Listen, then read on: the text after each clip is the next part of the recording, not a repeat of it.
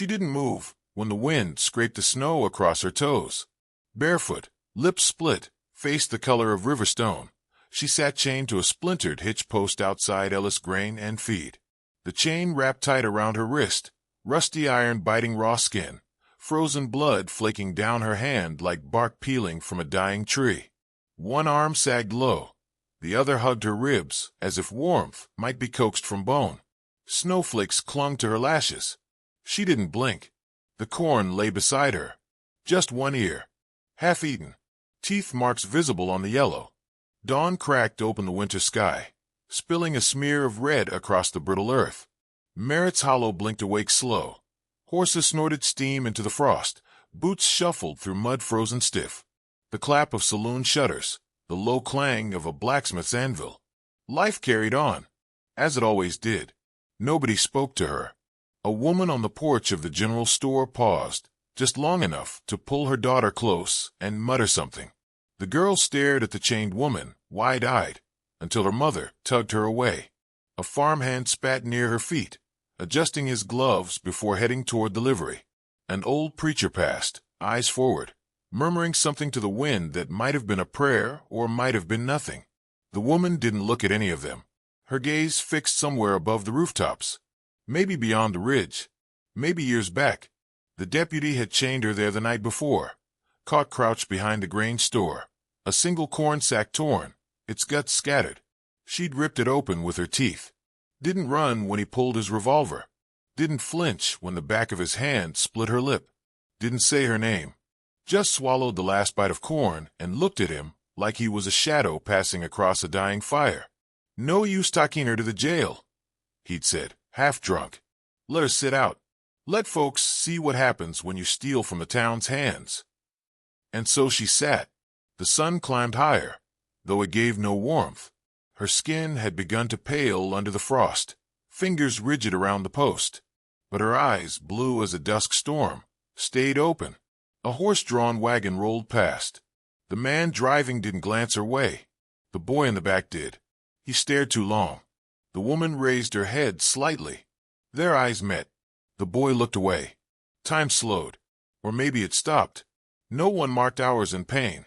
By midday, someone threw a heel of bread toward her. It landed in the mud, already hard with frost. She didn't reach for it. She didn't need more charity built on cruelty. She heard laughter from the saloon, a cackle, sharp and clean like a whip crack.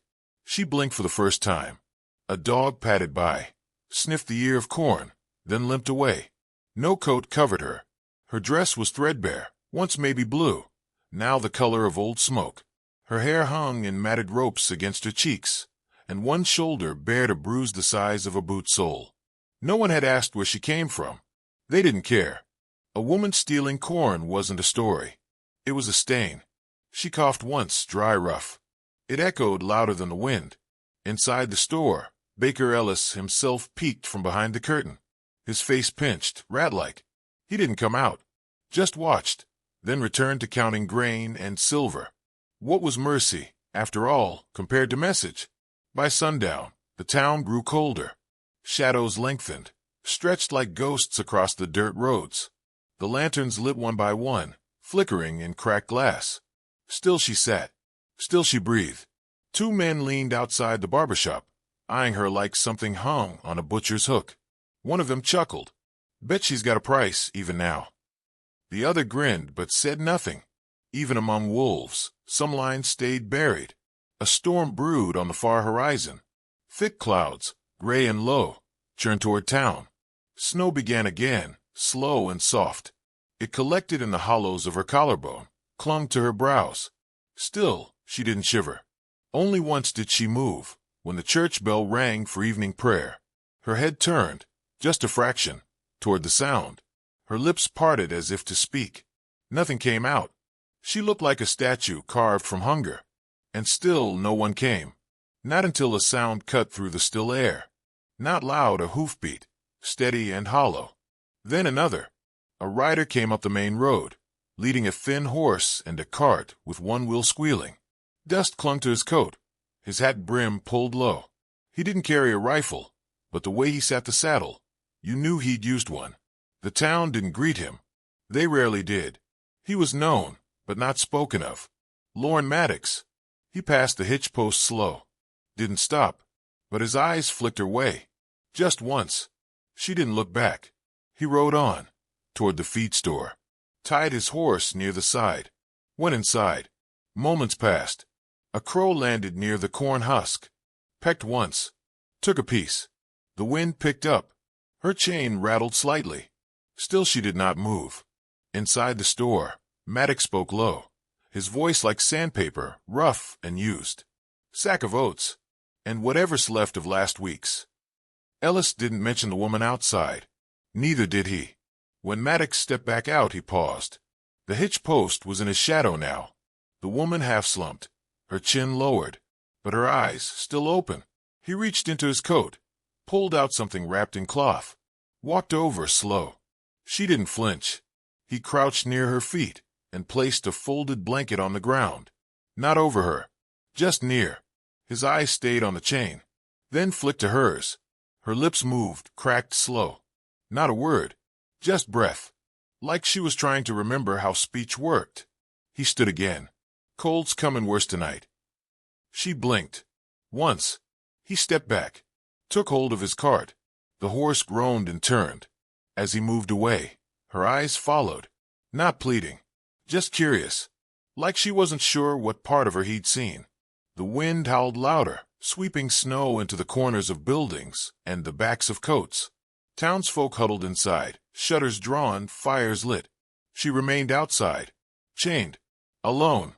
But a blanket now sat beside her, and someone had looked.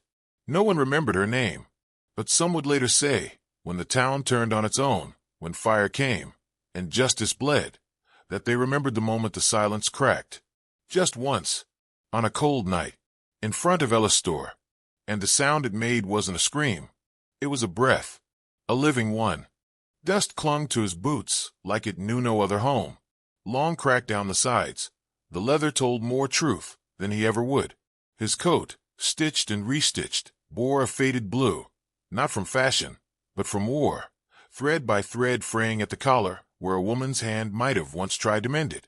The brim of his hat stayed low, casting his face in shadow, but the eyes beneath flickered like low coals, never still, never warm, never asking. The horse under him was ribs and size, the cart behind nearly bare. A sack of feed, a bundle of tools, and a slump bucket rolling with the wagon's sway.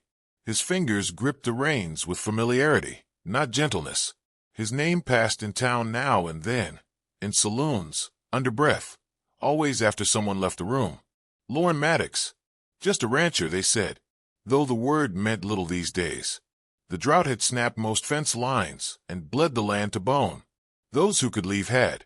Those who stayed, like Lorne, did so without hope, just routine.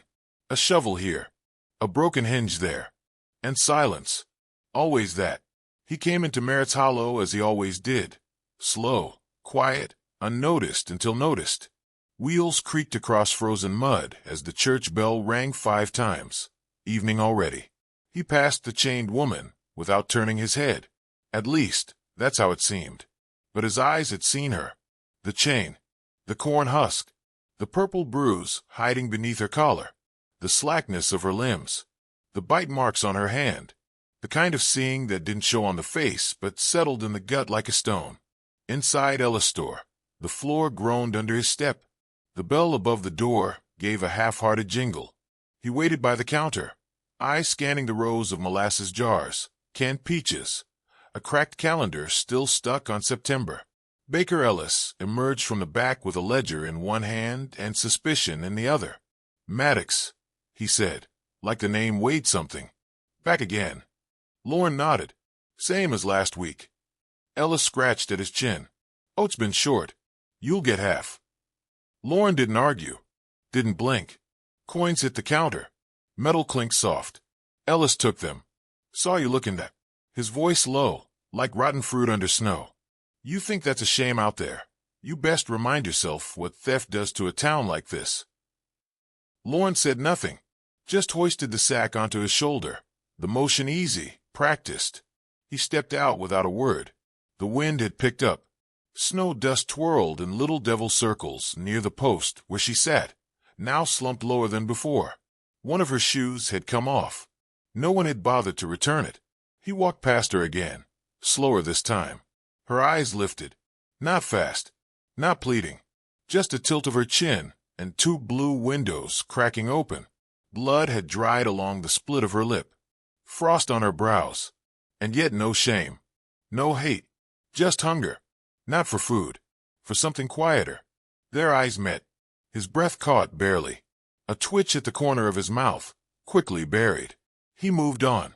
By the time he reached his horse, her gaze still burned in the back of his head, like a coal tucked beneath wet cloth. He left the town without another soul speaking to him. The horse plodded forward as snow began to drift in long, slow sheets. Night swallowed the road behind. Home sat lonely as ever, a cabin of slumped wood, the porch steps cracked, and the chimney breathing the last warmth from a thin stockpile of kindling. He didn't light the lamp. Didn't need to. Inside, the stove clicked as he fed it, the air filled with the scent of pine smoke, and something less definable, a scent of stillness, of years passed in silence. He sat in the chair near the fire, unbuckled his boots, rubbed the ache from his hands. Outside, wind howled through the cracks like a widow mourning her last letter. He poured a half cup of water, drank it, then poured another and left it on the windowsill. A habit, a leftover gesture.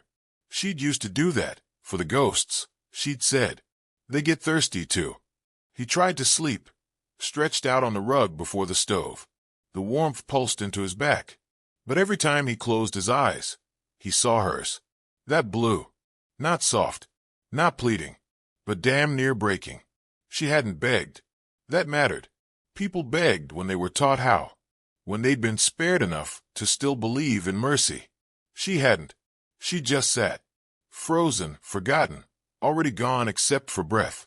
He turned over, pulled the coat around his shoulders, shut his eyes again. This time, it wasn't just her eyes in the dream. It was the chain, and the corn husk, and the dog licking snow near her feet. And then silence. No wind, no fire, just her sitting there, and no sound at all. He jolted awake before dawn. The stove hissed low embers. His shirt was damp with sweat, despite the cold. He stood, paced once, looked out the window toward nothing.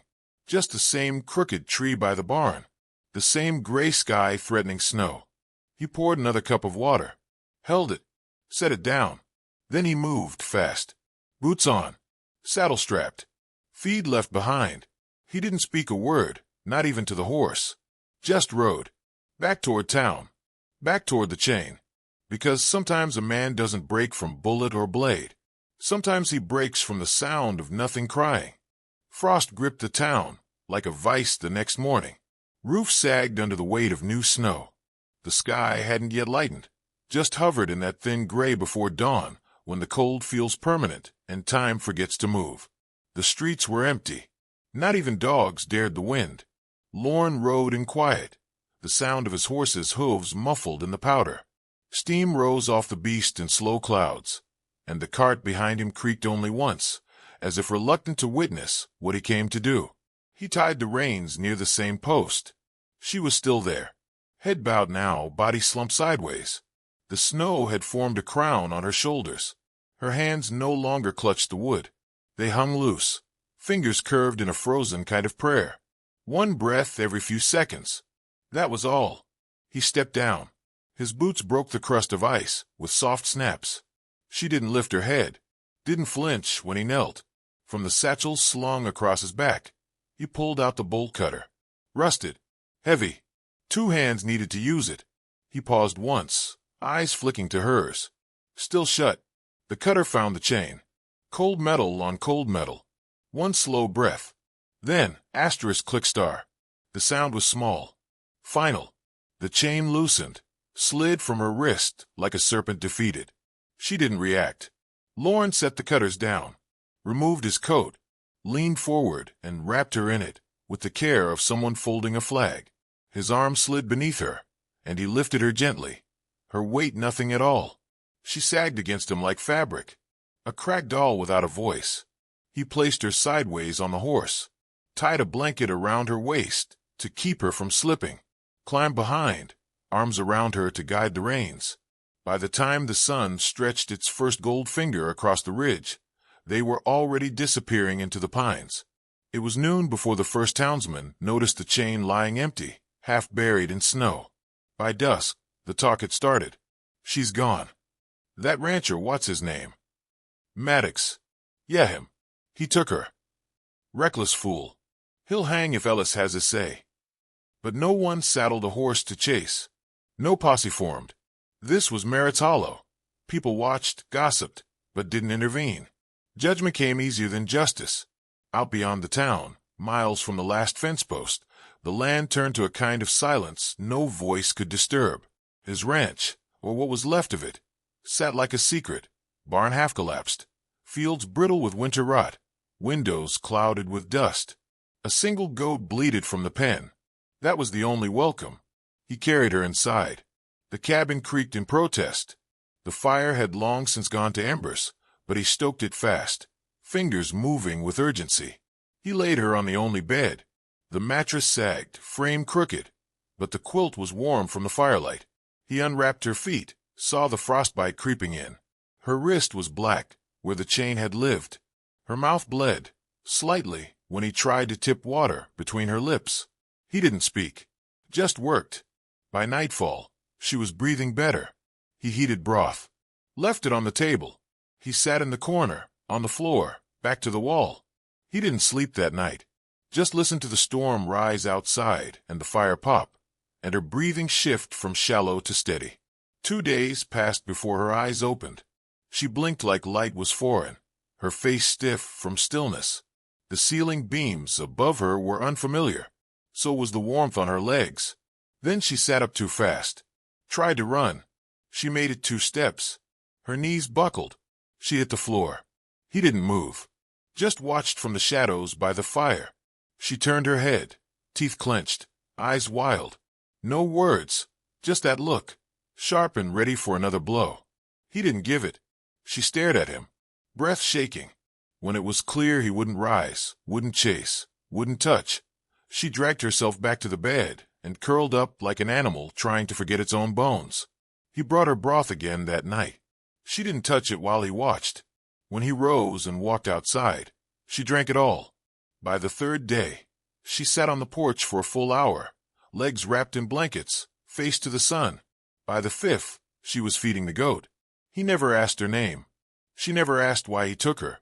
Their conversations were nods, glances, gestures. She swept the barn without being told. He fixed the door without announcing it. She mended the hole in the roof above the stove, using old tarp and nails. He left a pair of wool socks folded by the fire. She milked the goat, washed her dress, picked up the broken bits of her body, and began laying them down in new places. One morning, as he returned from checking the trapline, she stood waiting by the fence. Her voice was cracked, dried, like a violin string plucked too hard. Why? He didn't stop walking. Just passed her slow, a sack of rabbits slung over his shoulder. Then, as he reached the steps, he said it, quiet, almost ashamed. "You look like her," when she stopped breathing. He didn't say who. He never would. She didn't ask again. The sheriff rode in on a bay mare with tired eyes and a coat too clean for the weather. The sound of hooves came up slow along the frozen path, not urgent, not loud, just the quiet rhythm of duty done reluctantly. Lorne heard him before he saw him. He didn't step outside, just stood in the doorway, one shoulder resting against the frame, a split piece of kindling still in his hand. The sheriff tipped his hat low. His face was unreadable, but the words had already been loaded, waiting for the right place to land. "Baker's furious," he said. "Swears you stole from him. Says he wants justice." Lorne didn't move. The smoke from the chimney curled up between them, twisting like a rope neither one of them wanted to pull. "He says she's a thief. Says this sets a bad example. Says the town won't stand for it." The sheriff's voice drifted, not convincing even himself. Lorne didn't answer. After a long pause, the sheriff sighed and looked out across the dead pasture. "I ain't gonna fight you, Maddox." The wind tugged at the corner of his coat. "But keep her inside, least for a while." Lorne gave one slow nod. The kind of nod that didn't agree, didn't submit, just acknowledged the weight of it all. He closed the door. The sheriff didn't stay long. Just turned the mare and rode off, boots creaking in the stirrups. The tracks he left behind melted before dusk. Inside, the fire whispered against the walls, and Mara sat at the table, hands folded around a chipped tin cup. She'd heard everything, but she didn't ask what it meant. They never talked much, not when it came to threats, or towns, or the kinds of justice that waited in places like Merritt's Hollow. Days passed, then weeks. Snow came, then melted, then came again. She spoke more. Not all at once, just little pieces, given like stones pulled from deep pockets. Her name was Mara. She used to work cotton in Kansas. Hands blistered, sun-split, calloused before she could write her own name proper. Her folks died quick. Collar don't wait for goodbyes. She walked west, hungry more days than not, slept in barns, crawled past fences, learned not to speak unless spoken to, and even then, only in short syllables. I always figured, she said one night by the fire, the wind was just people who'd left too quiet. She still flinched at doors slamming, still woke gasping some nights when the cabin creaked too hard in the cold. But each time she opened her eyes, they settled faster. He never touched her, never tried. He just sat by the fire, boots off, cup in hand, a worn book sometimes on his lap, though he rarely turned the page. Just stared at it like the words inside didn't matter so much as the act of holding it. One night, the storm came loud. The house groaned as if something old inside it was giving way. Shutters banged once, twice, then held fast under snow. Wind screamed down the chimney until Lorne had to push extra wood into the stove just to keep the heat from disappearing. They sat close. Neither spoke. Then, without turning, without announcing it, she reached across the space between them. Her hand found his. Fingers thin, rough, cold, shaking just slightly.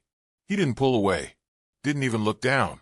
He just let his hand close over hers, slow, as if learning the shape of something he'd only remembered in dreams. Neither said a word for a long while. Then, cracked, soft, came his voice. "You're safe here." He said it like it was the first time he'd ever said the words aloud, like he didn't trust them yet, but wanted to. She looked at him, not with disbelief, not with need, just a quiet kind of recognition.